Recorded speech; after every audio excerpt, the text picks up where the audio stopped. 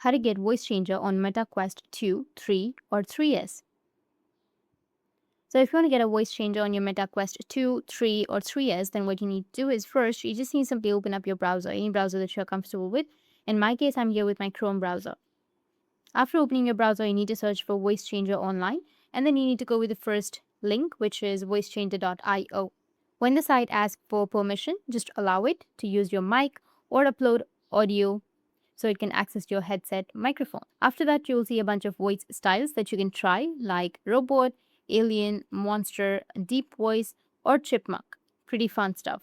Pick any effect that you feel like using and hit the record button.